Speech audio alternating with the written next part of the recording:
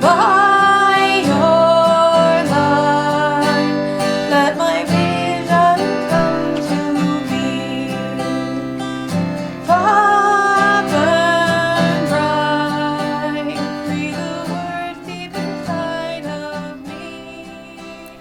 Welcome everyone to another episode of Kindling the Hearthfire, a podcast dedicated to bringing together the people of ADF around the same fire.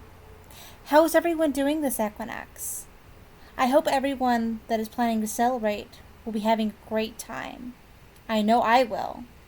Next Saturday is my Protogrows ritual and potluck, and I just can't wait.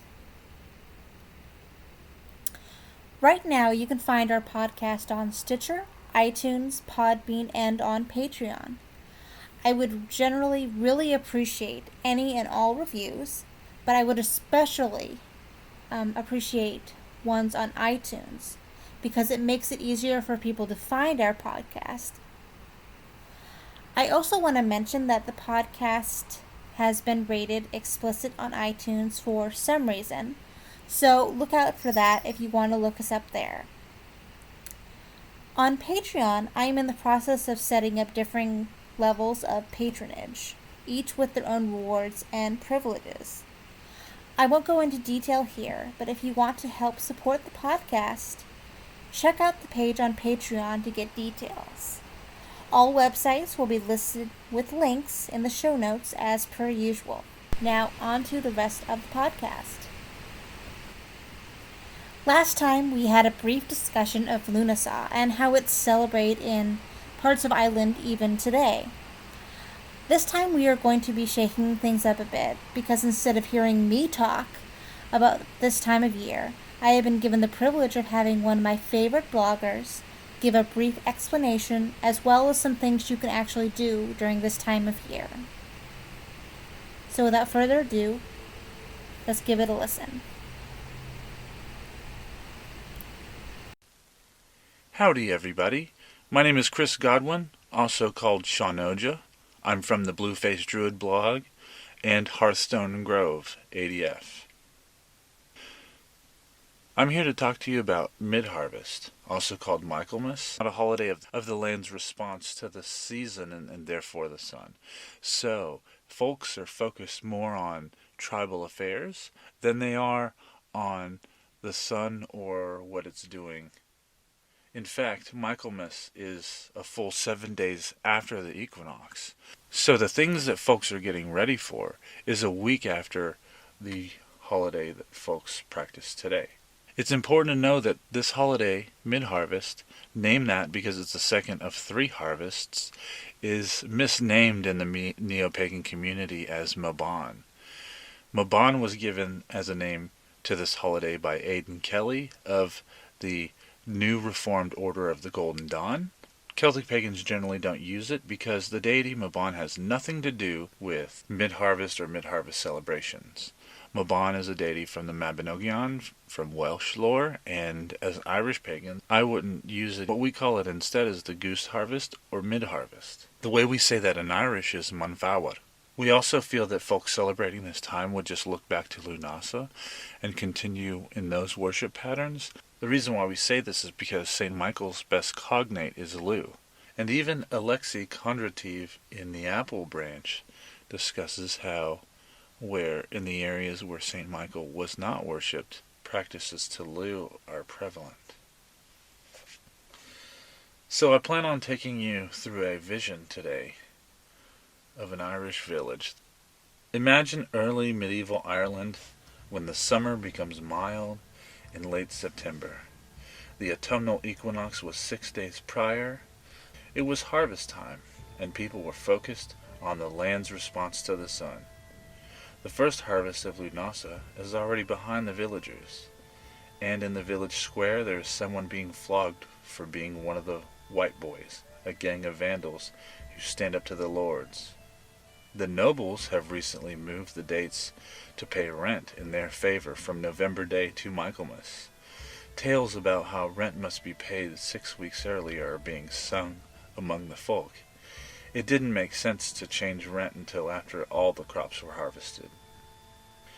Tomorrow is Michaelmas, September 29th, and everyone is prepared. Last night the farming folks brought in the ripened crops because it was a full moon. This is the second harvest. Everything must go exactly according to plan. All week the folks were fervently cleaning and readying and fixing things. The houses were set in order. Carts were repaired for transporting the corn and produce to markets. The animal husbandmen had been looking after the oxen and horses throughout the summer, readying them for the journey ahead. Most farms had already picked out a goose or cock from their pick for Michaelmas dinner. The villagers in the market square are getting ready for the fishermen who are also in harvest at this time. Farmers from all around will trade. Horse racing and bull baiting are big pastimes for the folk. The whiskey brewers and makers of mead start their fermentation on Michaelmas, and the lower grade spirits will be ready in time to warm the folks for winter. The lucky women pulling carrots find ones that are forked and find great luck with it. They say joyful charms over the harvest when luck finds them this way. For the rich, it is a custom to donate a sheep or a goose for the unfortunate. Compassion is a strong tradition among the Irish people, especially in this time of celebration and abundance. Out in public, mayors take office and the people do business, while in secret the witches and druids, which still remain, pay their rents and renew their bargains they have with their gods. Families eat Strawn Michael, or St. Michael's bannocks, each household on edge, keeping all their work precise, because if the bannock broke before baking, it was an ill omen for the baker. If after baking it broke, it meant ill for the entire family. In the old days, Lugh the hero won the corn from the land by battling Crom Duv. Some believers in the old ways make offerings to Lugh to aid him in his battles to win remaining harvests, though they may do their observations alone because this is a holiday of the Christ's faith and not one of the fire festivals. We see in our minds our villagers falling fast asleep, and as we leave this vision of our Irish village on Michaelmas Eve, let us reflect on the effort expended by these people and that of our ancestors. Their work met a hierarchy of needs that enables us to look back upon them. Let us look back with honor and worship to the holy ones. Thank you so much to Chris Godwin for creating such a lovely piece for the podcast. You can find more on his wonderful blog, The Blue-Faced Druid. I will give links to that in the show notes. Now on to the other submissions. So the harvest festivals are probably my favorite of the Wheel of the Year, though I don't usually have anything specific I do to celebrate other than attending local rituals. The autumn equinox is when I generally feel closest to nature, and I tend to find ways to work on connecting with that the most into my daily life. Through September and October, the sunrise changes from about 6:45 to 7:30 in the morning, which is right during my morning commute, and it's kind of just a nice, really noticeable shift that keeps me more aware of the seasons changing. And usually by being more aware of that in general, I just kind of start paying attention on a daily basis and noticing things that maybe I tune out during the rest of the year. For example, nesting season just ended for a lot of local birds, and it can be really cool to watch and listen for their behavior changing. Canada geese start migrating soon, and they're pretty notable because they're huge and loud birds, and they're really common in local parks and universities and stuff, and it's cool to just kind of go about my day and then at some point notice a bunch of honking geese flying in the sky and just kind of knowing that that's what's going on there, attending to their needs for the season. I wanted to suggest a couple ways that everyone can use to tune in more with nature. One thing that doesn't really take any extra effort is just to try to pay more attention to the nature that you kind of have the opportunity to see every day. Some people are really lucky, they live more out in the country and they can just kind of see more nature in between the various buildings, but even in a large city there are still trees and birds and squirrels and other animals that adjust to the seasons, even if it's just the kind of more common ones that you think, oh, it's just a squirrel. It can bring a little joy to my day when I get to see an animal just kind of doing their thing, and it takes me out of my inner life of like to-do lists and so on, just to kind of stop for a second and look at a tree or a bird or something. Another activity that can be done fairly quickly is to find a natural object like a shell or like a seed, a rock, or a stick, and just set a timer for maybe 2 to 3 minutes. And then just sit for those couple of minutes and use all of your senses to really observe that one thing really closely. It's easy to take a lot of the ordinary objects for granted, but there's a lot of detail, I think. So shape and texture can tell about the function of something or its history, where it kind of maybe broke off of a larger object, and what that means for like what it may have gone through before you picked it up. You can find like the slight differences in shades of color, even of like brown or gray that we'd normally kind of write off, where it is shiny or matte. I don't recommend tasting unless you're particularly certain of what it is and where it comes from, like a vegetable from your own garden, but you can definitely use smell. I like to look for kind of, quote, imperfect objects, because it's more normal, at least for me, to orient towards finding like the really perfect pine cone that's really symmetrical or a particularly pretty rock. But if it's been ripped up by a squirrel or simply fallen apart after falling onto the sidewalk, I think it's really good to appreciate the less picturesque things for what they are and what kind of story they can tell. Use your intuition as well. You can wonder about what it could symbolize or see how you could relate it to your life experiences or people or other things it can remind you of. I like to set a timer to kind of give a minimum time to observe. I find that there's a lot of information you can get when really looking for about a minute, and pushing yourself to go for a little extra time means you can't just stop after getting through the obvious traits. It can also make for a really nice focus for meditating if you want to do like a longer, less purposeful exploration. So I hope that these tips help you connect with nature a little more, and I also hope everyone has a wonderful equinox. Thank you for listening. Hello, this is John Hyatt, aka Jan Tiered from Coast Oak Grove in San Diego, California. I am really happy to talk about the fall equinox because it's one of my favorite high days, mostly because it leads to Samhain, which is my favorite high day, and it's really a great time to celebrate the coming of fall and truly the end of summer, and be able to celebrate Frey. Frey is the god that I like to celebrate around this time, mostly because I really celebrate the harvest, even though we have harvest all year round. I mean, we have whatever we want whenever we want it now, thanks to globalization and grocery stores and everything, so pretty much anything we want we have. But I like to keep the celebration of this time because it really makes me stop and think and truly make a big offering about how grateful we are for the harvest. And many times in the past, or in our ancient days, the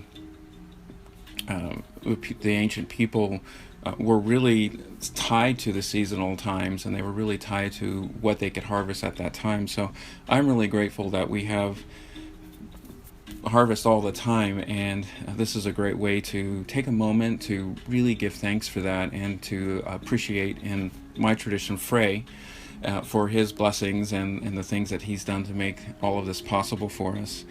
with our grove, what we like to get together, we get together in one of our unusual places. It's usual now because we do that every year at the same place, but it's not our normal beach location or in the Oak Grove location where we normally hold our rituals. So it's really nice because it takes us out of that normal routine, and we really get to focus on the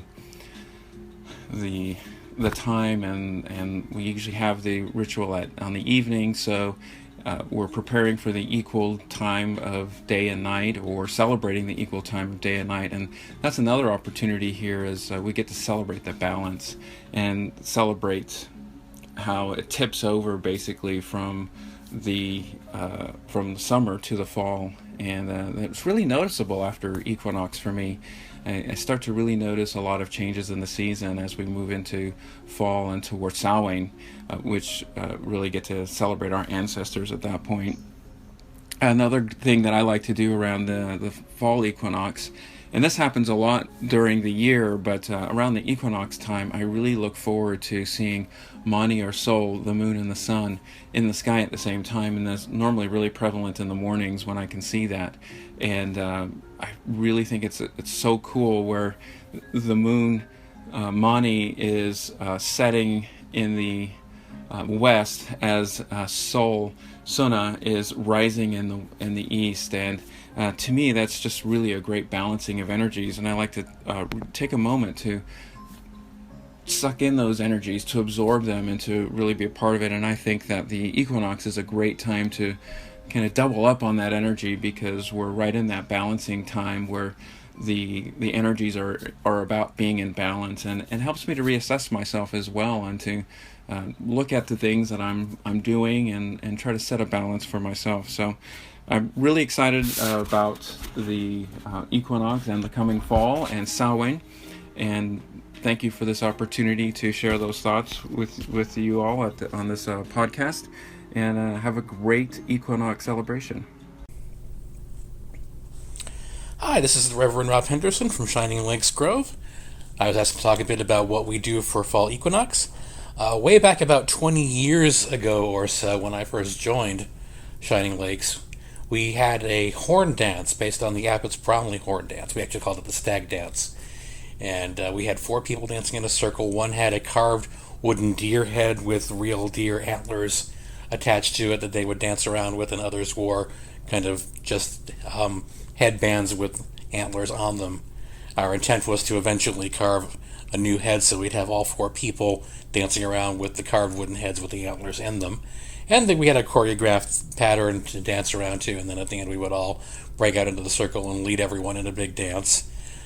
We probably did that for about 6 or 7 years, but then it turned out that our Grove members just weren't that energetic and really weren't into doing a big dance as an offering, so that kind of fell by the wayside. We do still have the original stag head with the antlers, and it is in place of pride on our nature spirit shrine during our high day rituals, but we don't do the dance with it anymore.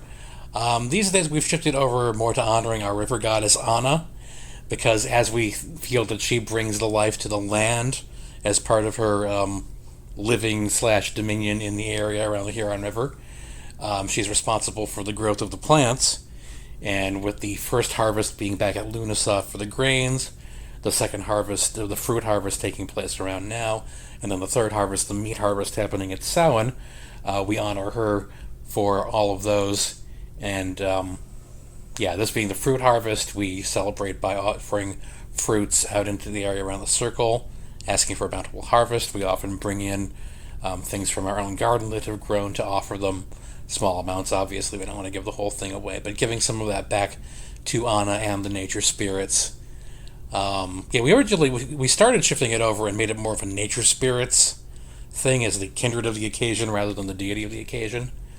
But after a while, it was kind of like, well, if Anna's the one who's bringing the life to the land, then we really need to have her be a deity of the occasion, and we can honor the nature spirits at the same time as a kindred of the occasion.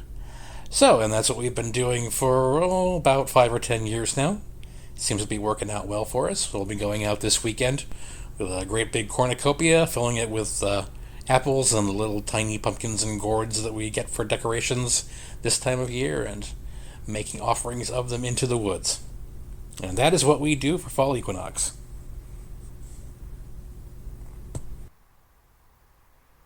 That was lovely. Thank you all for taking time out of your definitely busy schedules to create and contribute such lovely pieces and share your celebrations with us. Next up, we will be featuring a recipe for this time of year. It's kind of a funny story how I got turned on to this particular recipe or idea. Someone posted on the Facebook page about how she loved the idea of making bowls out of round squashes and using them for soup bowls. We messaged back and forth on the page, and I found out that she had posted that idea to the wrong group, but I still loved the idea. I scoured the internet looking for recipes and found one that sounds delicious and fun, featuring acorn squashes that are hollowed out and turned into bowls for a creamy fall soup. Let's see here. It's a little under 10 ingredients, and it's a creamy fall soup with carrots and butternut squash, and they're placed in roasted acorn squash bowls.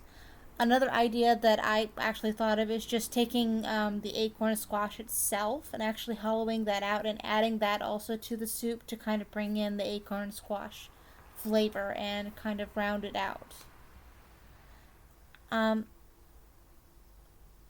This particular idea sounds like almost the ultimate healthy comfort food for this fall and winter.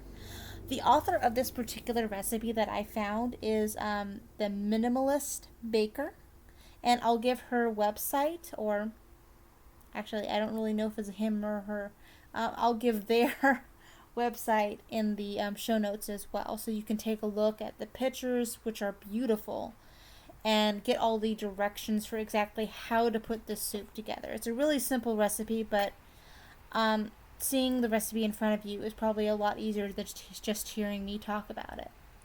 But just to give you a brief idea of what this entails, I'm going to just give you a list of the 10 ingredients that this includes. For the squash themselves, you all have 2 acorn squashes, halved and hollowed out to create the bowls. You have 1 tablespoon melted coconut oil, or grapeseed or avocado oil, or any kind of oil that you would prefer and like the taste of. And then 2 tablespoons, or to taste, of maple syrup. And basically what you're going to be doing with that is you're basically baking the bowls after they've been hollowed out, or before they've been hollowed out, to make it easier to get the squash out of the squash to make the bowls. Okay? And for the soup itself, it's really simple. You've got coconut oil, onion, garlic, cubed sweet potato, carrots, or butternut squash, or a mixture of them. And you've got vegetable broth. You have sage, dried thyme, or bay leaves, or whatever spices you think would make it taste a lot better. And an optional ingredient she has in there is red lentils for the protein and the fiber, if you're trying to be a little bit more healthy, because squash tends to be a little bit heavy on the carby stuff, or sugars. And then there's salt and pepper to taste, and maple syrup, of course, to add a little bit more sweetness to your soup. And she also mentions that you can have kale chips, red onion, chickpeas, parsley, and cornbread for a kind of a garnish for the soup to like sprinkle over or to add with the soup as well. Yeah, this is a really simple recipe. I'll put the links to the recipe in the show notes so you can see the complete and full recipe with all the directions and pictures and everything for you. But it just is a really great and really simple idea. It sounds to me very festive and extremely yummy.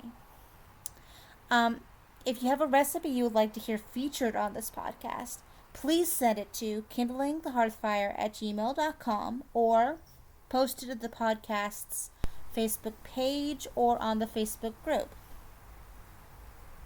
Okay, next segment is going to be our book review.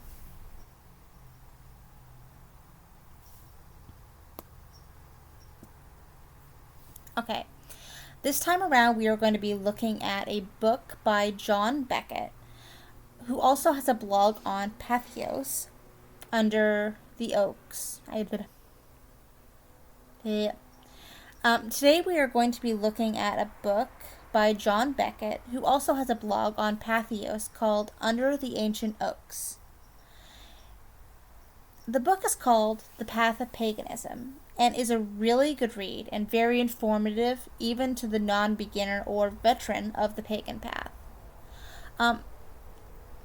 He took his blog as a starting point for the book and fleshed it out with new material to give it a better flow, as well as give new material for those who have already read the blog itself. Each section has tons of information, and the exercises at the end of each part are great and really give you a lot to think about, whether you are just beginning to flesh out your beliefs or have a solid foundation to build on. In an interview on the Pagans Musings podcast, another great podcast if you want to listen to the latest news from a pagan perspective, Beckett made it clear that he wanted to create a book that was useful for everyone, and I am of the firm belief that he succeeded. I especially loved his altar section, where he gives a practice I use regularly a name and validated my practice in a very real way. I read through the book first to get a grasp on what the author is going for before I invested myself in working through the exercises, and found that at every turn that this book was one that I could have loved to have at the beginning of my path, but I love it even more now that I have found it. This is definitely a book that belongs on the bookshelf for many years to come. I picked it up on Amazon for my Kindle, but it is available in print as well as on Amazon and Barnes & Noble, and just about any other book retailer available. I will put a link to both the blog and the book in the show notes. Now on to the next segment, which is the calendar.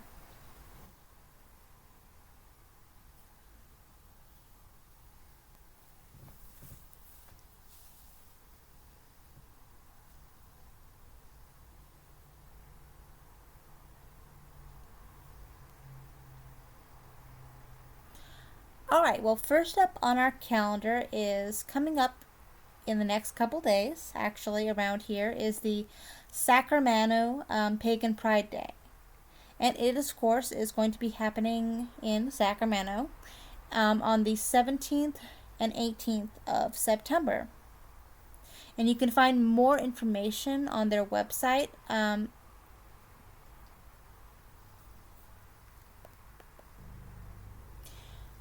which is sacpaganpride.wixsite.com/sacpaganpride, and that's all one word. I will put links in the bottom of the page just in case you missed that. So you can actually go to that website and find out more information about what's going on, the parking situation, what the admission fee is, and just general information of what's going on at the Sacramento Pagan Pride Festival.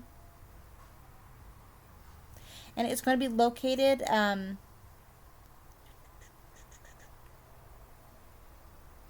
in Fair Oaks, California, which is just outside of Sacramento. If you want particular location details, that's also located on the website as well. Okay, and next up, on the 18th of September, we have the Columbia Willamette Pagan Pride Day. And this is going to be in Portland, Oregon. Their Facebook page, by typing in Columbia Williamette Pagan Pride Day. And once again, I'll be putting more links to these pages so you can find more information on where it's going to be and the timing and how to get there. It's once again going to be in Portland, Oregon on the 17th and 18th of September. Okay, and next up is going to be Hexenfest, a festival of myth, music, and magic, as it's defined on their website. This is going to be happening on September 28th through October 1st over in Geyserville, California. And their website, if you want to get more information on what's going on there and how to get tickets and what's happening and where they're located, it's at hexenfest.net is their main page.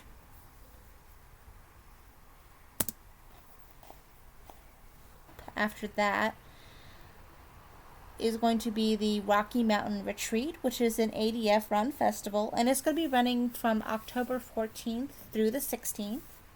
It's going to be in the Denver, Colorado area at the Bonnie Brae. And to find more information on how to get there and what's going to be going on, their website is chokecherryadf, all one word, .org.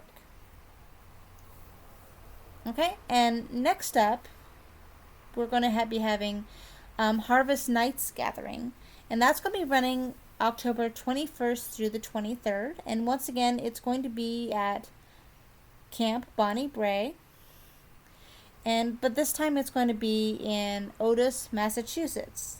Similar name, different location. And to find out more information on where that's going to be located and more information on what's going to actually be going on down there is going to be at charteroakadf, all one word, .org /harvest-nights. Okay, and that's it for the calendar.